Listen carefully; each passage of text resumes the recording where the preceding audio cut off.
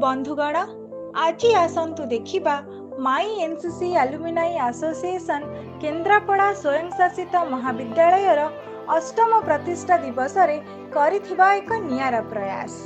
Keonjhar जिल्लार बांसपाड़ block रो कुंढेई ग्राम यह एक आदिवासी प्रवण अंचल। सहरठू बहुत दूर जोंठी साधारण सुविधा पहुँचवा कष्टसाध्य।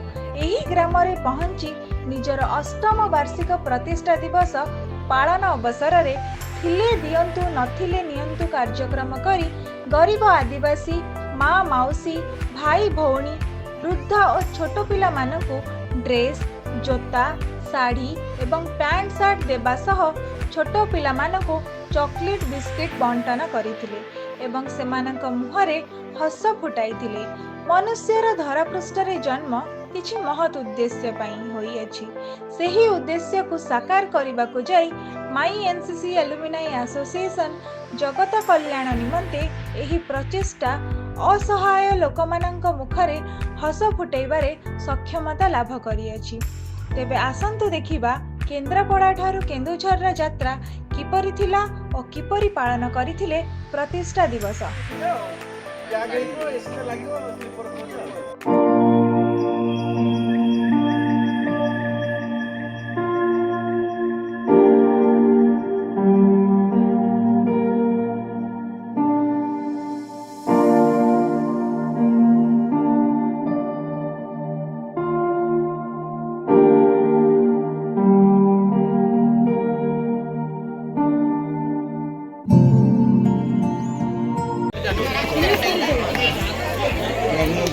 प्रोसेस बता दूँ।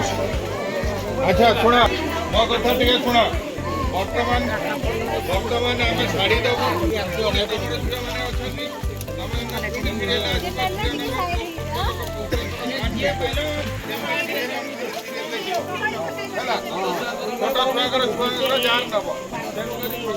शाढ़ी दिया गोटे गोटे समस्त शाढ़ी नहीं सारा पुणी झील हिसाब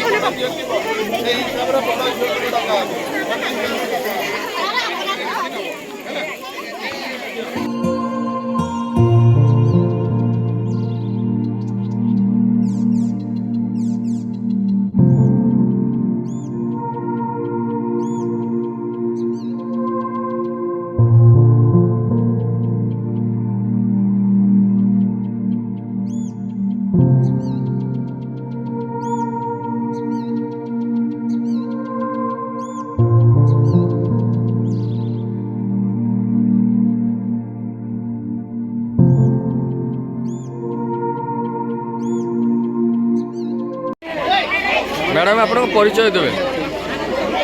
नमस्कार, माई एनसीसी एलुमिनाई एसोसिएशन आज आम अनुष्ठान अष्टम वार्षिक उत्सव से आम केन्द्रापड़ा सुदूर केन्दुझर को आसीचु। एटी बांसपाड़ ब्लॉक रे आम किसी पोशाक वितरण उत्सव करूँ प्रोग्राम भी आम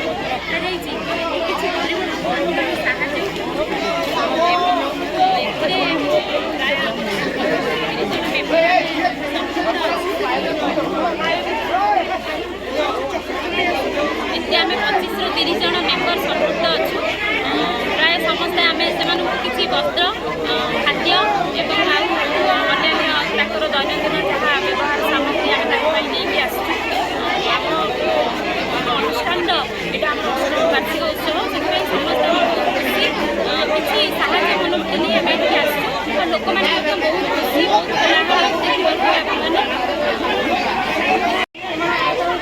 सर आप परिचय देवे। अनुप कुमार राउत माई एनसीसी एलुमिनाई एसोसिएशन सदस्य। आज आपंकर ये आसबार आभिमुख्य कौन? आज हूँ माई एनसीसी एलुमिनाई एसोसिएशन अष्टम प्रतिष्ठा दिवस। तेणु प्रतिष्ठा दिवस को माई एनसीसी एलुमिनाई एसोसिएशन सब निरा ढंग से पालन करें। आमर गोटे कार्यक्रम सब चले थिले दियंतु नथिले नियंतु जो आम ଅତ୍ୟାବଶ୍ୟକ ଜିନିଷ ଯାହାର ଘରେ ଅଛି ଯାହା ଆମେ ଅନାବଶ୍ୟକ ସେ ଜିନିଷକୁ ଆମେ କଲେକ୍ସନ୍ କରିଥାଉ। ଆମର ଓଡ଼ିଶାର 5-6ଟି ଜାଗାରେ କଲେକ୍ସନ୍ କରାଯାଉଛି। ସେ ଜିନିଷକୁ ଆମେ ସଫା କରି ଏଇଭଳି ମାନେ ଜନଜାତି ବସ୍ତିରେ ତାକୁ ଆମେ ଲୋକମାନଙ୍କୁ ବାଣ୍ଟୁଛୁ। ତେଣୁ ଆଜିର ଯେଉଁ କାର୍ଯ୍ୟକ୍ରମ ଥିଲା ଏଇଟା କେନ୍ଦୁଝର ଜିଲ୍ଲାର ବାଂଶପାଳ ବ୍ଲକର କଣ୍ଡେଇ ଗ୍ରାମରେ ଥିଲା। ତେଣୁ ଏହା ହିଁ ଥିଲା ଆମର। ଆଜ୍ଞା ଆପଣଙ୍କ ପରିଚୟ ଦେବେ।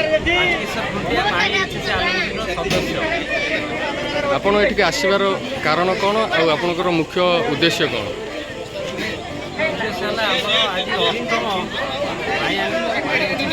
ଆସନ ଅଷ୍ଟମ ବାର୍ଷିକ ଉତ୍ସବ ଉପଲକ୍ଷେ ଆମ କେନ୍ଦ୍ରାପଡ଼ା ଜିଲ୍ଲାରୁ ଆମେ ବର୍ତ୍ତମାନ କେନ୍ଦୁଝର ଜିଲ୍ଲା ଆସିକି କୁଣ୍ଡେଇ ଗ୍ରାମରେ ଆମେ ବସ୍ତ୍ର ବଣ୍ଟନ କାର୍ଯ୍ୟକ୍ରମରେ କରୁଛୁ। ଅଭିମୁଖ୍ୟ ମୁଖ୍ୟ ହେଲା ଆମର ପ୍ରତିବର୍ଷ ଭଳି ଏ ବର୍ଷ ମଧ୍ୟ ବାର୍ଷିକ ଉତ୍ସବ ପାଳନ ହେଉଛି। ଛୋଟବେଳେ ଯେତେବେଳେ ଆମେ ଗୋଟେ ଶିଶୁ ଜନ୍ମ ହୁଏ କିମ୍ବା ଯେକୌଣସି ପିଲାର ଗୋଟେ ଜନ୍ମବାର୍ଷିକ ହେଉଛି ନୂଆ ଡ୍ରେସ୍ ପଟା ପିନ୍ଧେ ଏବଂ ପିଠାପଣା ତାଙ୍କ ଘରେ ହୁଏ। ସେହିପରି ଆମର ବାର୍ଷିକ ଉତ୍ସବରେ ଆମର ଅଭିମୁଖ୍ୟ ହୋଇଛି ଆମେ କେନ୍ଦ୍ରାପଡ଼ାରୁ ଆସି କେନ୍ଦୁଝର ଜିଲ୍ଲାରେ ଆମେ ବସ୍ତ୍ର ବଣ୍ଟନ ଦ୍ୱାରା ଆମେ କିଛି ଲୋକଙ୍କ ମୁହଁରେ ହସ ଫୁଟାଇ ପାରୁଛେ। ଯେଉଁମାନେ ଅଭାବ ଅନଟନରେ ଚଳୁଛନ୍ତି ଆମର ମୁଖ୍ୟ ଉଦ୍ଦେଶ୍ୟ ହେଲା କାହା ମୁହଁରେ ଟିକେ ହସ ଫୁଟେଇକି ଆମର ଆନୁଷ୍ଠାନିକ କାର୍ଯ୍ୟରେ ଆମର ବାର୍ଷିକ ଉତ୍ସବ ପାଳନ କରିବା ହେଲା ଆମ ମୁଖ୍ୟ ଉଦ୍ଦେଶ୍ୟ। ମୋ ନାଁ ହେଲା ଶୈଳେନ୍ଦ୍ର ଆଉ ଗ୍ରାମ ହେଲା ଜାମୁଡ଼ିଆ, ଜିଲ୍ଲା କେନ୍ଦୁଝର। ଆଜିର ଏଇ ଯେଉଁ କାର୍ଯ୍ୟକ୍ରମ କ'ଣ ଥିଲା ଆପଣଙ୍କର? ଆଜିର କାର୍ଯ୍ୟକ୍ରମ ଥିଲା ସବୁ ଆମ କେନ୍ଦ୍ରାପଡ଼ାରୁ ଆସିଥିଲେ ମାଇ ଏନ୍ସିସି ଆଲୁମିନିୟମ ସୋସାଇଟିରୁ। ଆଉ ସିଏ ଆମର ଯେତେ ଅଛନ୍ତି ଆଦିମ ଜନଜାତି ଜୁଆଙ୍ଗ ସମ୍ପ୍ରଦାୟର ଲୋକମାନଙ୍କୁ ଡ୍ରେସ୍ ତା ସହିତ ଛୋଟ ଛୁଆଙ୍କୁ ସାର୍ଟ ପ୍ୟାଣ୍ଟ ତାପରେ ଜୋତା ଆଉ ମାଆମାନଙ୍କୁ ଶାଢ଼ୀ ସବୁ ଆଗରୁ ବି ଆସିକି ବହୁତ ବାର ଦିଆ ବି ହେଇଛି ଆମର। କେତେ